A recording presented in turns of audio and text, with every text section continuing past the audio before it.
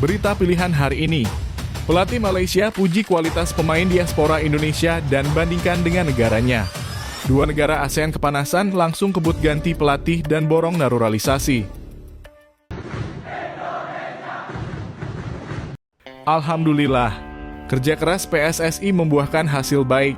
Terima kasih Pak Erik dan jajarannya yang sudah memperjuangkan masyarakat Indonesia agar bisa mudah nonton dan mendukung timnas Indonesia U23 di kualifikasi Olimpiade Paris Prancis 2024. Garuda Muda akan melakoni babak playoff melawan timnas Guinea U23 pada 9 Mei 2024. Itu merupakan kesempatan terakhir bagi timnas Indonesia U23 untuk tampil di Olimpiade.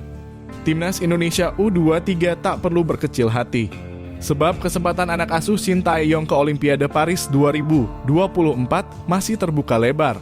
Sebelumnya, pertandingan tersebut diputuskan digelar secara tertutup.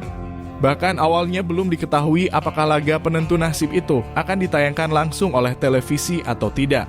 Namun kini hasil lobi PSSI ke FIFA dengan maksud agar laga tersebut ditayangkan membuahkan hasil.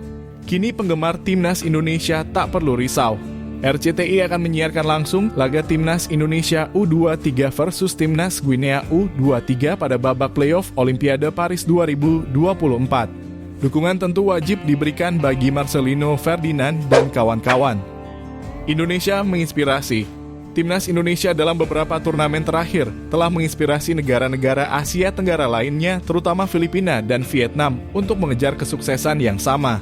Timnas Indonesia berhasil mencapai prestasi yang mencolok seperti melangkah ke semifinal Piala Asia U23 dan melangkah kualifikasi Olimpiade Paris 2024. Di bawah pelatihan Shin Tae-yong, timnas Indonesia senior U23 dan U20 berhasil lolos ke berbagai turnamen besar termasuk Piala Asia dan kualifikasi Piala Dunia 2026.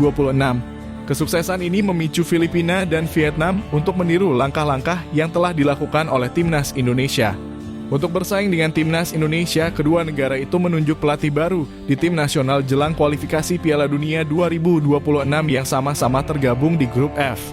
Filipina menunjuk pelatih berpengalaman asal Belgia, yakni Tom Saintfiet, yang sebelumnya meraih kesuksesan besar saat melatih Gambia di turnamen Afrika. Sementara itu, Vietnam akan dilatih oleh Kim Sang-sik asal Korea Selatan menggantikan Philippe Troussier yang 3 kali berturut-turut dikalahkan timnas Indonesia. Pelatih Filipina dan Vietnam kemudian langsung ditugaskan untuk menjaring pemain-pemain keturunan yang kini tersebar di berbagai belahan dunia. Tom Saintfiet bahkan telah mengantongi 8 pemain yang tak lama lagi akan dinaturalisasi untuk memperkuat Filipina di kualifikasi Piala Dunia 2026.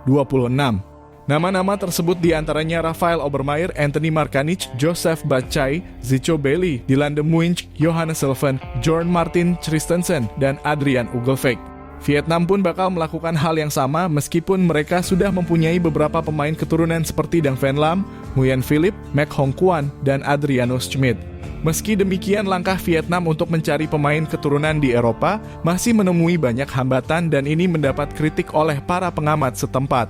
Kisah Nguyen Philip menunjukkan bahwa masih banyak hambatan yang menghalangi atlet-atlet Vietnam di luar negeri untuk memberikan kontribusi kepada tanah air mereka, kata Pandit Ngo Quang Tung. Dalam jangka panjang, Vietnam masih perlu mengeksploitasi lebih baik pemain dari luar negeri. Namun kita masih menghadapi hambatan kebijakan, tidak ada prioritas khusus untuk atlet-atlet berprestasi seperti Indonesia, ujar pengamat lainnya Fu Quang Hui. Pelatih Malaysia puji pemain diaspora Indonesia. Mantan pelatih timnas Malaysia, Ong Kim Swee, memuji kualitas pemain keturunan yang ada di skuad timnas Indonesia. Ia menilai sekalipun Jay Itzes, Ivar Jenner atau Rafael Struijk hanya bermain di kasta kedua sepak bola Eropa, mereka tampil di kompetisi yang kompeten. Efeknya pun berimbas kepada timnas Indonesia. Semenjak diperkuat banyak pemain keturunan berkualitas, skuad Garuda perlahan-lahan performanya meningkat. Kabarnya nama-nama seperti Jairo Riedewald dalam kurung Crystal Palace, Mads Hilgers dalam kurung FC Twente, dan Emil Audero dalam kurung Inter Milan masuk radar. Hal ini pun mendapat pujian dari Ong Kim Swee yang mengantarkan timnas Malaysia U23 juara SEA Games 2011. Ia mengatakan pemain keturunan Indonesia memiliki kualitas karena ditempa kompetisi benua biru. Hal itu berbeda dengan pemain keturunan Malaysia yang hanya merumput di dalam negeri. Sekalipun ada pemain keturunan yang bermain di luar negeri, hanyalah Dion Chols. Mantan pemain timnas Belgia U21 itu saat ini merumput bersama klub Liga Thailand, Buriram United. Maupun mereka dalam kurung pemain keturunan Indonesia bermain di Divisi 2 di Eropa, itu merupakan liga yang cukup kompetitif dan mereka bermain di kompetisi yang berkualitas. Sebaliknya di negara kita, pemain keturunan kita cuma main di kompetisi lokal. Apakah itu membantu? Kata Ong Kim Swee dikutip dari channel YouTube Harimau Malaya. Bagi saya, kami sebaiknya mulai untuk berpikir mendatangkan pemain keturunan yang bermain di luar negeri. Tepatnya yang main di kompetisi top Eropa. Lanjut pria yang kini menjabat sebagai pelatih Sabah FC ini. Menarik menanti pergerakan Federasi Sepak Bola Malaysia dalam kurung FAM ke depan. Sanggupkah ada pemain keturunan tambahan yang didatangkan FAM untuk memperkuat timnas Malaysia?